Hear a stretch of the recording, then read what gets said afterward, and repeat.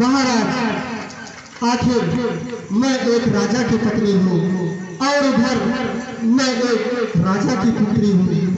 आपने क्या सोचा था? क्या आप मुझे भोली भाली समझ रहे थे?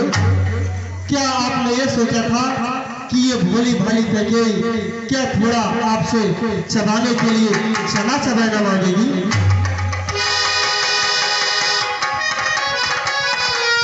अरे दुष्ट, मैं तेरे चालों को समझ नहीं पाया, वरना मैं अपने पुत्र राम की कभी कसम नहीं खाता। तेरे ही पर कसम खा के तेरे को ही मैंने दंड दे देता, परंतु मेरे पुत्र की कसम कभी नहीं खाता। दुष्ट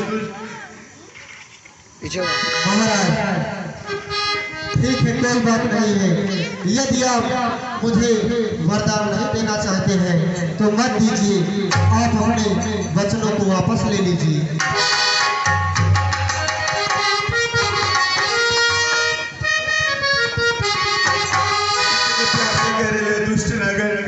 कि मैं अपने बच्चों को वापस ले लूं। अरे मुझसे निकला बाढ़ और धर से निकला बाढ़ कभी वापस हो सकता है, और कसम तूने मेरे उस पुत्र राम की दी है, तो मैं मजबूर हूं, मैं तुम्हें दोनों वरदान देता हूं। अपने पुत्र को दशा नागन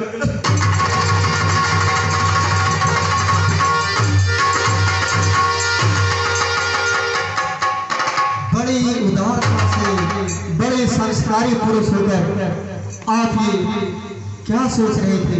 अभी तो आप मुझसे बड़ी बड़ी बातें कर रहे थे। उठिए रघुकुल नरेश, उठिए।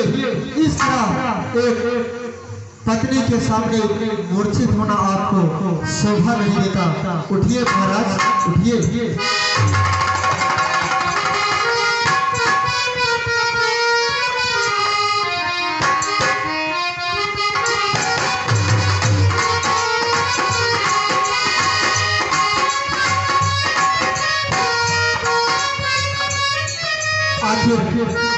ये संसार यही कहेगा कि जिस रघुकुल में अपनी बातों को रखने के लिए कहा जाता था, रघुकुल रीत सदा चली आई, प्राण जाए पर वचन न जाए।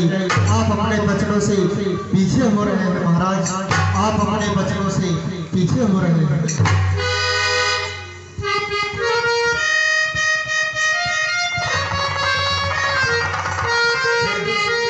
मैं अपने धर्म फर्ज को कभी नहीं भूल सकता। भले ही मेरे प्राण त्याग दे, परंतु मैं अपने बचनों से कभी पीछे नहीं हटूंगा। तू राम को बर्बाद, भरत को राजा त्याग जाते मंत्रीवर।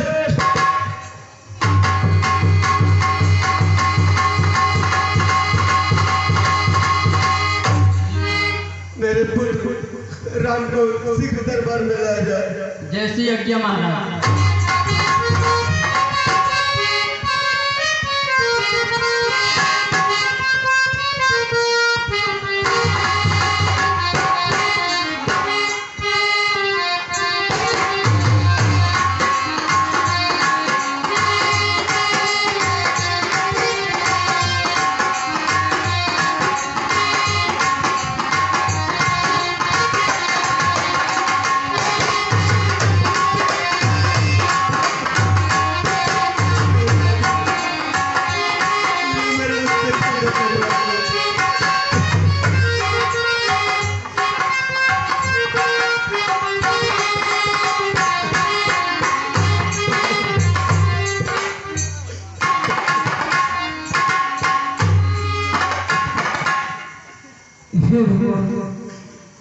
मैं आपका पुत्र आपकी सेवा में हाजिर हूँ। कहिए भगवान, क्या आदेश है?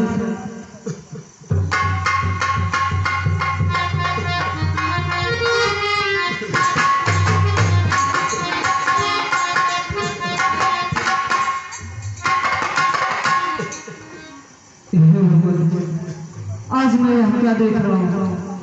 जो पिताश्री मुझे देखते ही आनंद के मारे झूम उठते थे, आज वह मुझसे बात ही करने को तैयार है। हे माते, आखिर मेरे पिता का हुआ क्या है? ये इतनी मूर्छित अवस्था में कैसे है माते? कैसे आए हैं?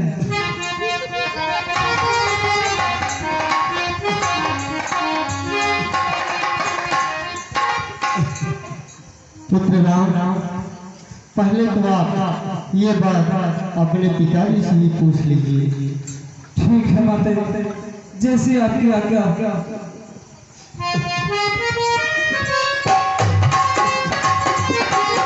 आखिर बात क्या है, आप अपने मुख से बोलिए।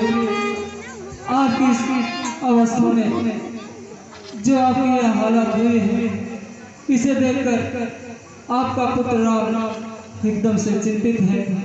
हे महाराज, पिताश्री बताइए आखिर बात क्या है।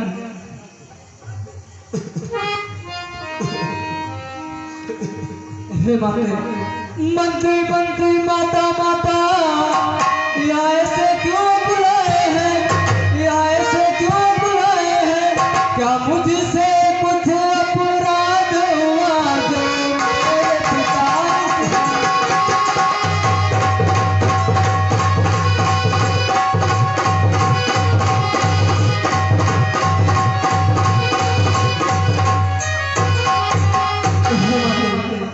हे मंत्रीवर, आप लोग ही बतलाइए आखिर मुझसे कौन सी इतनी बड़ी गलती हो गई है जो आज यहाँ पिताश्री मुझे देखकर आंखें फेर ले रहे हैं और अपने मुखों से मुझसे बात भी नहीं कर रहे हैं। हे माते, आप ही बतलाइए ऐसा क्या कारण हो सकता है। हे माते, हे माते, हे माते, हुआ है या क्या कि इनको मुरझाई है, कि इनको मुरझाई है, क्या किसी रोग ने घेरा है या कोई पुकारी।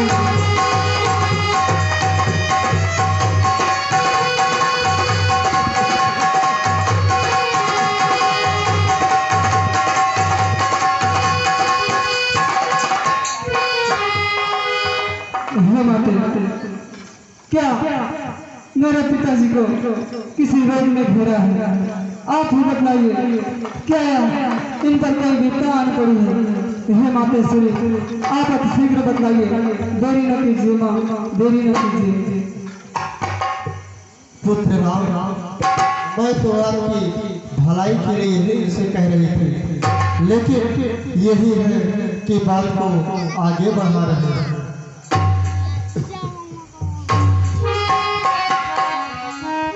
क्या कहा माँ, आप मेरी भलाई चाहते थे और इसी हालात में यहाँ लेते हुए। हे माते, आखिर आप ऐसी कौन सी भलाई चाहते थे जिससे मेरे पिता मूर्छित अवस्था में आए हैं। पुत्र, देवासुर संग्राम में आपके पिताजी ने मुझसे 2 वरदान मांगने के लिए कहे थे। मैंने उन्हें धरोहर स्वरूप इनके पास ही रख दिए थे। आज मैंने वही वरदान इनसे मांग लिए बेटे।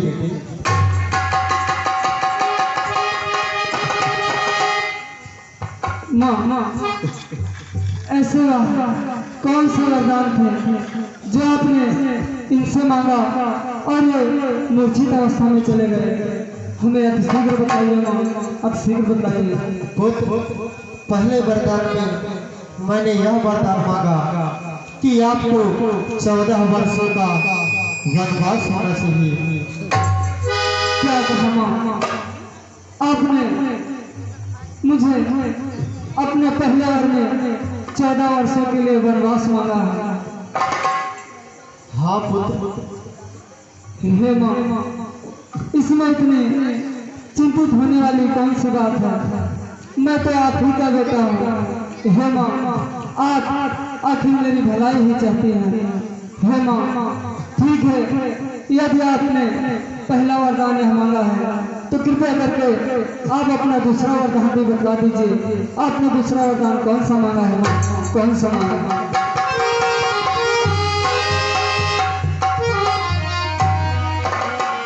मैंने दूसरे वरदान में यह कहा है कि आपकी जगह मेरा पुत्र भरत राजा बने।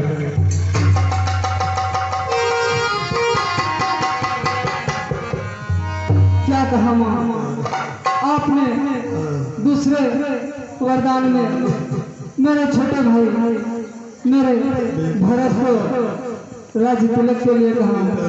हे माँ, यह तो बहुत खुशी की बात है। मैं इस फैसले से इनकार नहीं करता हूँ माँ, लेकिन पिताश्री को समझाइए माँ, ऐसे अवस्था में इनका ऐसा करना ठीक नहीं है माँ, ठीक नहीं है।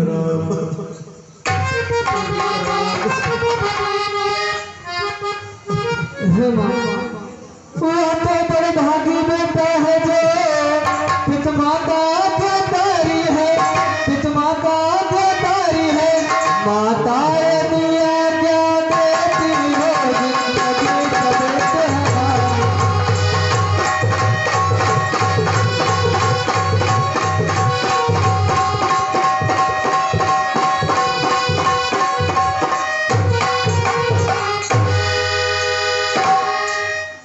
हे माँ, यदि आप हमारे लिए 14 वर्षों का वनवास और मेरे अनुज भरतलाल को राज्य अभिषेक के लिए कही है, तो हे माँ, मैं तो बहुत ही भाग्यशाली हूँ जो कि आप जैसे माँ और इन जैसे पिता का आज्ञा पालन करने का मौका मिला माँ, मौका मिला।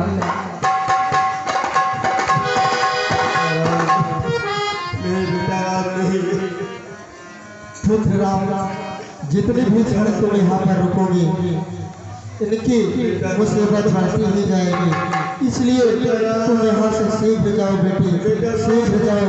लेकिन एक बार अपनी माता कौशल्या से भी मिल लो। ठीक है माँ, जैसी आपकी आज्ञा। बेटा राम, बेटा राम, ठीक है माते, मैं जाता हूँ। अपनी माता कौशल्या से मिलकर मैं वापस जरूर आऊँगा। ठीक है, जाइए पुत्र, मेरा आशीर्वाद सदा आपके साथ है। बेटा राम, बेटा राम। देखा, ये फिर मूर्छित हो गए।